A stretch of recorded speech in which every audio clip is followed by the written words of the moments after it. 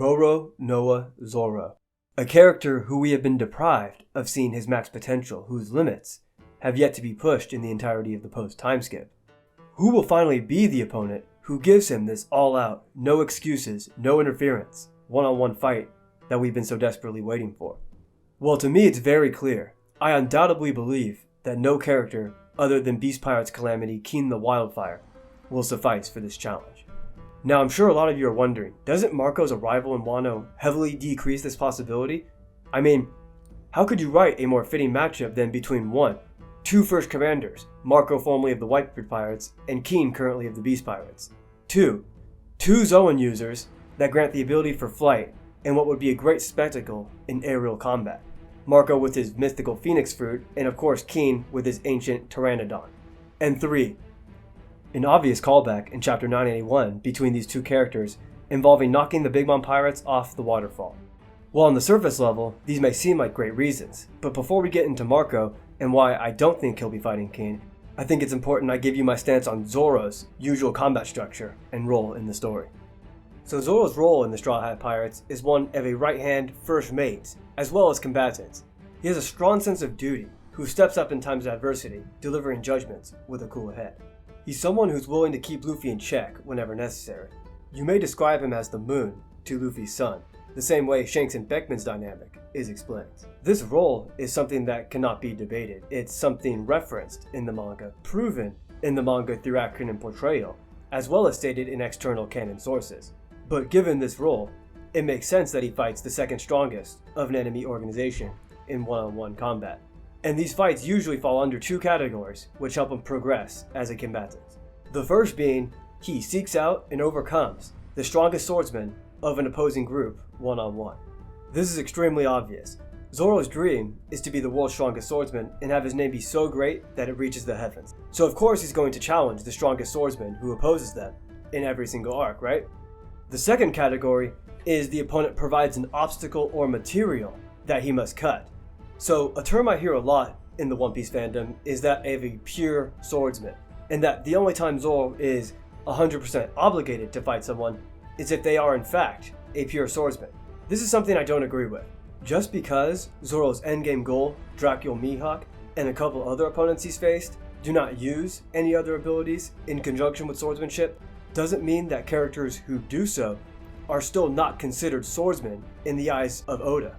Based on what I've seen in the story, my definition of a swordsman in One Piece is somebody who is at their best in combat when using a sword.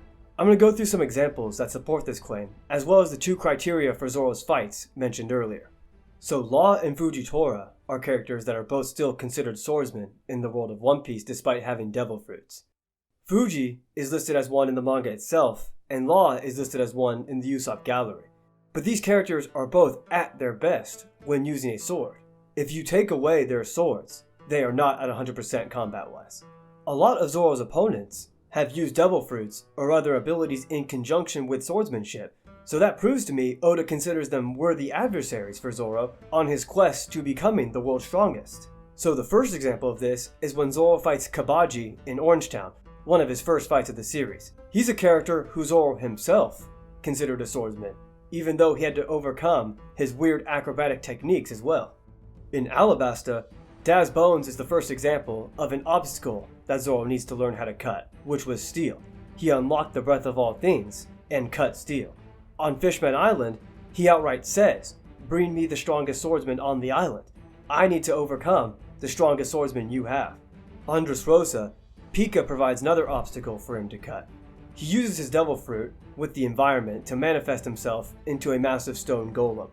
This gives Zoro his biggest cutting feat of the series as far as size goes so far. Enies Lobby is probably the best example I can use for this topic. When Zoro fights Kaku, the first thing he says to Zoro is, "I am the best swordsman in CP9. Zoro immediately knows that he has the correct opponent for himself. But, as we figured out, he uses the power of Rokushikai, and more specifically, Rankyaku, which allows him to use his 4-sword style techniques. Also add the power of his Giraffe Devil Fruit, which greatly adds to his versatility and overall combat ability. So I think it's safe to say, if Kaku can fit the criteria for a Zoro opponent, then King most certainly can as well.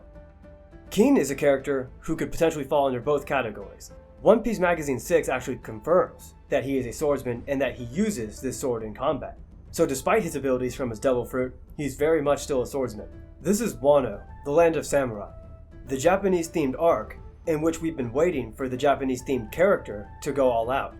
If you're telling me the main swordsman of the series is going to max out as somebody like Who's Who or Sasaki, wouldn't that be extremely disappointing, if not flat out contradictory, to Zoro's character as someone who's required to fight strong opponents for his name to reach the heavens?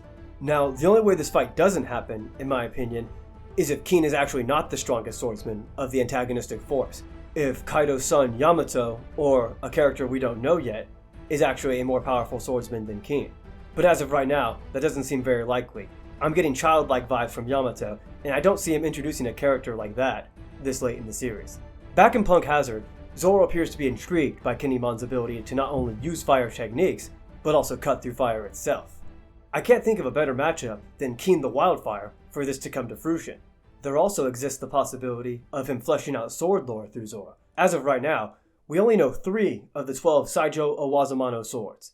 Being in the land of samurai and still not being introduced to one is very odd to me, so it definitely makes sense if Kin could contribute to filling some of these spots. This is something that has a next to impossible chance of happening if Marco is his opponent. So now that I've established Kin as a swordsman in the verse and someone who provides a potential obstacle for Zoro to cut, I'm going to speculate even further based on some characteristics of the two.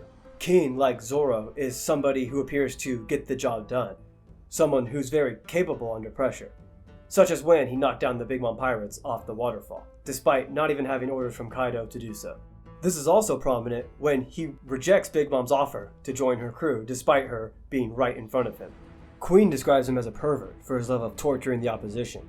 Zoro was a character who has always been known for his ability to take absurd amounts of pain and punishment, so the shit talk between these two would be absolutely crazy. Kin is a character shrouded in mystery, especially after the reveal of him being of an extinct race. I get the vibe that this fight will be very similar to Luffy vs Katakuri, where Zoro for once will go into the fight not as strong as the opposition, where he will grow from a combative standpoint as well as be a driving force in fleshing out Kin's character, the way Luffy did so for Katakuri. Zoro is also a character shrouded in mystery. Despite being one of the most important characters in the series, his backstory still has a lot of question marks with some loose ends that need tying up. Throughout the story, and in a recent SBS, we've seen hints that indicate Zoro being of the Shimotsu clan of Wano, a clan known for their hardiness, in a territory of cold winter climate. It is also apparent that calamities rule certain regions of Wano, Jack being the ruler of Curry, and Queen being the leader of Udon. So what if Kin's territory is actually Ringo, where the Shimotsu clan is from? What if Oda is setting us up for a matchup between the fiery Kin and the samurai from the freezing temperature of Ringo? This fight has potential to be one of Oda's best ever, and I'd be very surprised if at this point does not happen. So I've talked a lot about Zoro.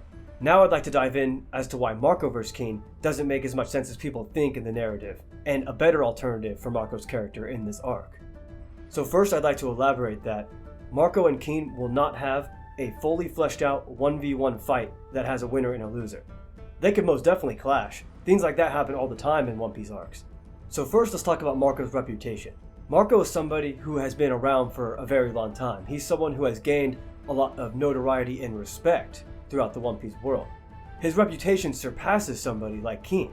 So someone like Zoro, of course, has so much more to gain by fighting him. At Marineford, he was somebody who was able to clash with all 3 admirals on separate occasions. Now, I know that he wasn't going to beat any of them. I don't think Marco is admiral level, but he still contended to some degree, which is a better feat than you can say for any Yonko commander in the series thus far. He's also someone who the Gorosei have referred to by name in a discussion concerning the balance of power in the world of One Piece. He led the remnants of the Whitebeard pirates in the payback war against Teach. Yes, they were defeated pretty badly, but in my opinion, this speaks volumes because he got out alive. We know that Blackbeard is hunting rare devil fruits, so if the opportunity to kill Marco was there and obtain his rare phoenix fruit, don't you think he would have taken it? Now, I know Marco defeating Kin would absolutely help the Alliance. Getting rid of Kaido's number 2 would be extremely helpful regardless of who it is, right? But there's a very simple point that I've yet to make that still holds a lot of weight in this discussion, and it's the fact that Marco is a side character. Now, I'm not saying side characters cannot have fully fleshed out fights, because that would be untrue. What I mean by this is that Oda usually has special circumstances for these commander, or what I like to call main fights, the heavy hitters of the opposing side. If you are not a main cast member like the Straw Hats, you need a very strong narrative reason to fight said enemy. I'm going to use both a pre- and post-time skip arc example to support these claims. So the first example I'll use is Alabasta. It's a very straightforward structure because it's an early arc without a lot of side character involvement. Luffy fights the boss, Crocodile. Zoro fights the number 2 Daz Bones, which I talked about earlier. Sanji gets the number 3 in Bon Clay. The rest of the Straw Hats get lower ranking Baroque Works members. Alright, now let's talk about the post-time skip to support the other claim. I'm going to be using Punk Hazard and Dressrosa as the primary examples. So 2 side characters in Smoker and Law both fought against Virgo on Punk Hazard. Virgo is a prominent member of the antagonistic force. He occupied the heart seat of the Don Quixote pirates. And of course, Law hates him for this. It was formerly Rosanate's position. He even had a prominent role in exposing Rosanate, which eventually led to his death. Smoker's connection to Virgo is through the G5 branch of the Marines, which they were both a part of. Virgo was heavily respected by his men, but as we know was actually committing crimes as a double agent for Dofi. So Smoker thought it was his responsibility to put an end to it. These are very strong connections that perfectly set up these fights that we saw. Now let's look at Dressrosa. Most of the Grand Fleet members got matchups against the lower ranking Don Quixote officers, which is completely fine. But one side character in particular gets a fight against one of the main officers, and that's Quiros against Diamante. Diamante ran the Colosseum, in which he mocked and tormented his daughter Rebecca for years. He was also the one who killed Quiros' wife Scarlet when the Don Quixote pirates took over Dressrosa. Again, major narrative connections there. A very emotional connection there. Something that Marco does not have in his favor against King as far as we know right now. Being 2 birdies who are both strong and can fight in the air is not a good enough reason for a main fight. It is not a good enough reason to fight Kaido's number 2 man in a fully fleshed out 1v1. So you're probably wondering, what exactly is Marco's role if it's not against King? Well, I actually think it's a massive role. This may be unpopular, but I think Marco, right now, is the strongest member of the Alliance, even over Luffy. As we know, Kaido and Big Mom are going to need a ton of manpower to take down. They will both require group fights, and I think Marco's versatility and strength will allow him to play a significant role against either or, whatever is required of him to do so. We also can't ignore Marco's ability to heal. Adding another doctor to the Alliance is a huge asset. The Alliance already had a massive numbers disadvantage, so if Marco is able to keep our heavy hitters healthy, it could very well be the difference in the outcome of this war. Now, there actually is a certain one-on-one fight that I could see Marco having, but it might be a bit of a reach.